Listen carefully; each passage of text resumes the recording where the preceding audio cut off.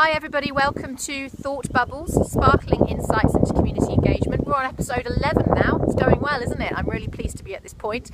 I'm actually back in McLaren Vale this week, about 45 minutes south of Adelaide in South Australia, and this is where I'm based. And we're actually just coming to the end of vintage, and I'm parked on a main road next to these beautiful vines, but you might hear some big trucks going past in a minute, but they're all carrying a stacked load of grapes, all going off to be made into beautiful wine from McLaren Vale for you, hopefully. Anyway, today I'm going to be answering a question that's been sent to me by somebody who wants to remain anonymous, but she's a consumer who works a lot in the health sector, and she keeps hearing the phrase partnering with consumers, and she wants to know, how is partnering with consumers different to community engagement? And I think that's actually a really good question, and I get asked a lot, how is consultation different to community engagement? Well, actually, community engagement is what we would call the overarching name that we apply to any process that involves people, consumers or the community, the general public, being involved in a government decision making. And I'm using the public and government as an example here because that's the sectors that I most work with.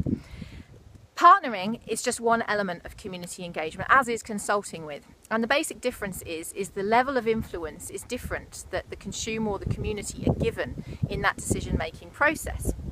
So there's a really good model, if you haven't checked it out yet. It's called the IAP2, which is International Association of Public Participation. They've got a spectrum which provides a framework for community engagement, and it shows the varying levels of input or influence that the consumers or the community have in that decision making process. So it's everything from informing where the decision maker, the government, has made their decision and they tell the community, through to the option where the government have got a couple of different options that they want to put to the community. That's consulting. Involving is where they might actually involve people more in a process on an ongoing basis, or at the beginning of a process where they haven't actually already made their minds up, or not consulting just on a few options but want people's input. Through to collaborating, which is where they would sit down together with the community or consumers and make joint decisions. Now that is where you're talking with your question about partnering with consumers. For me, is about collaboration, and it's where the decision maker is actually sharing that decision making power, if you like, with the consumer or the community.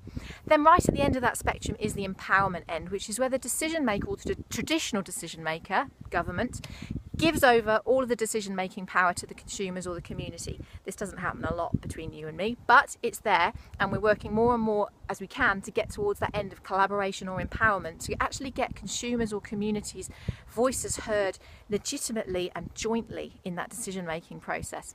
But we've got a long way to go, so I hope that answers your question. Another thing worth checking out, similar to the IAP2 spectrum of public participation, of course, is the ladder of participation. I think it was Arnstein that created that. I think it might have been back in the 70s, but Google it and have a look for the ladder of participation as well. And you'll see that there's these varying levels that the consumer or the community have in that decision-making process. I hope that's answered your question. I'll see you next week, when these vines will probably have turned a slightly more orangey or reddy colour as we head into autumn. All right, I'll see you soon. Bye.